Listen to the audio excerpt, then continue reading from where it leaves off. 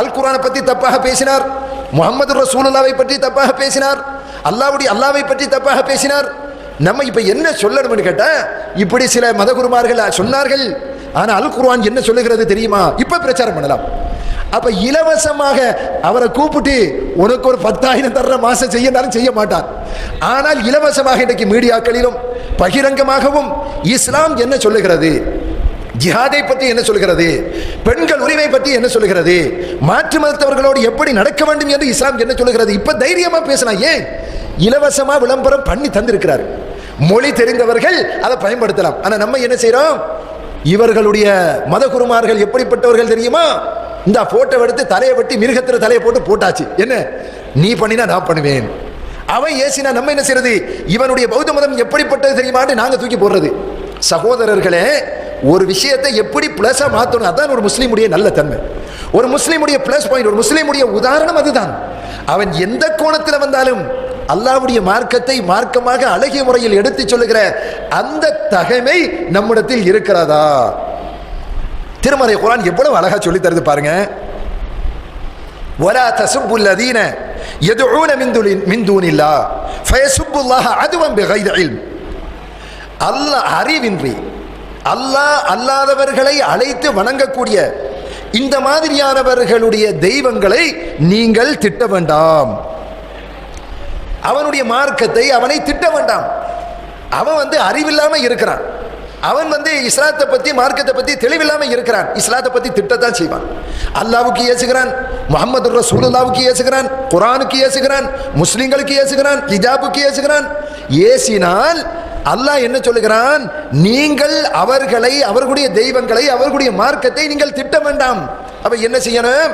அப்படி திட்டினா என்ன நடக்கும்னு கேட்டா, ஃபயஸுப்புல்லாஹ அதுவன் பிகைரி இல்ம். அறிவின்றி அவர்கள் அல்லாஹ்வை திட்டுவார்கள். அவன் என்ன செய்வான்னு கேட்டா, ஏதாச்சும் இஸ்லாத்தை பத்தி இடக்கு முடக்கா பேசுவான். பேசினா நம்ம என்ன செய்யறது? அவனை போய் திட்டுறது, அவன் கடவுளை திட்டுறது. திட்டினா அவன் என்ன செய்வான்?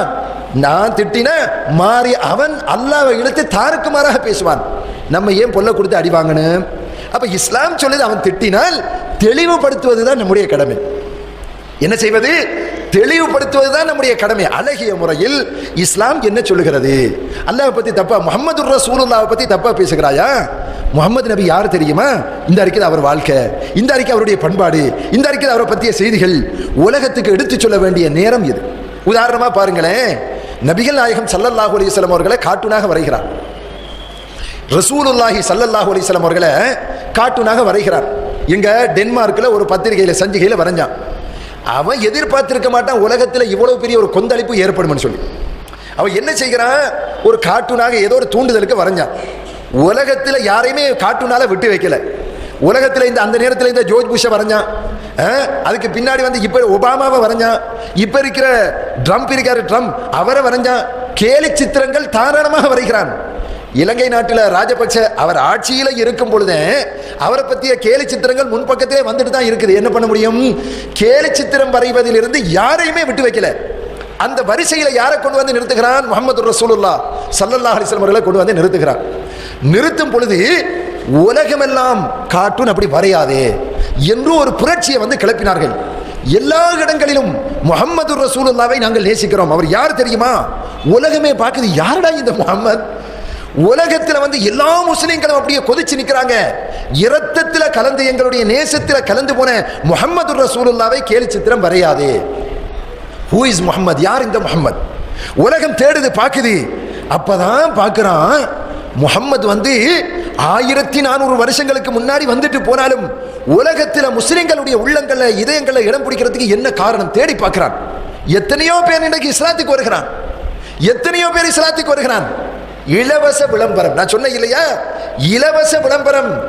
ரசூலுல்லாஹ்வை ஒரு கேலி சித்திரமாக இன்னைக்கு வரைஞ்சானோ அன்னைக்கு உலகத்துக்கு தெரிய வருது முஹம்மது ஸல்லல்லாஹு அலைஹி வஸல்லம் யார். அவன் இந்த கோணத்தில் வந்தா நம்ம அந்த கோணத்தில் போகணும். அவனுடைய விமர்சனங்களை விளம்பரமாக எடுத்துக்கொள்ளணும். அதுதான் ஒரு முஸ்லிமுக்குரிய அழகான ஒரு முறை என்பதை இஸ்லாம் நமக்கு அழகாக சொல்லி தருது. பாருங்க சகோதரர்களே, திருமறை குர்ஆனில அல்லாஹ் ஒரு எதிரியையும் வீழ்த்தக்கூடிய ஒரு அழகான ஆயுதத்தை சொல்லி தருகிறார். ஒரு எதிரி இருக்கிறான், நமக்கு பிடிக்காத ஒருத்தன் இருக்கிறான், அவனை கூட இப்படி மடக்கி பிடிக்கிறதுக்கான ஒரு அழகான தந்திரம், அழகான ஒரு வழிமுறையை அல்லாஹ் சொல்கிறான். அது என்னவா இருக்கும்? என்னவா இருக்கும்? ஏதாச்சும் காசு பணத்தை டாலர் அப்படி வீசினா வருவானா? அல்லது வேறு ஏதாவது இந்த மாதிரி முறைகள் இருக்குதா என்று கேட்டால், உண்மையிலே அல்லாஹ்வுடைய குர்ஆனில, திருமறை குர்ஆனில மிக அழகான ஒரு உக்தியை அல்லாஹ் சொல்லி தருகிறான். வலா தஸ்தவில் ஹஸனத்து வல ஸய்யா, நன்மையும் தீமையும் சமமாகாது. அல்லாஹ்வுடைய வசனத்தை பாருங்க எப்படி வருது. நல்லதும் கெட்டதும், நன்மையும் தீமையும் சமமாக முடியாது என்று சொல்லிவிட்டு அல்லாஹ் சொல்லுகிறான், இத்ஃபா பில்லதி ஹிய அஹ்ஸன், எது மிகச் சிறந்ததோ மிக அழகியதோ அந்த முறையில் நீங்கள் தவறை தடுங்கள். அந்த முறையில், மிக அழகிய முறையில் தவறை தடுங்கள். ஃபைதல்லதி பைனக வ பைனஹு அதாவத்துன் கஅன்னஹு வலியுன் ஹமீம், யாருக்கும் உங்களுக்கும் இடையில பகைமை இருக்குதோ அப்பொழுது அவன் உங்களுக்கு உற்ற நண்பன் போன்று மாடி வருவான் என்று அல்லாஹ் சொல்லுகிறான். உங்களுடைய எதிரி ஒருத்தன் இருக்கிறான், உங்களை பிடிக்காது, அவனுக்கு அவனோடு உள்ள அந்த விரோதத்தை, அவனோடு உள்ள அந்த பகைமையை எப்படி தடுக்கலாம் கேட்ட அல்லாஹ் என்ன சொல்லுகிறான்?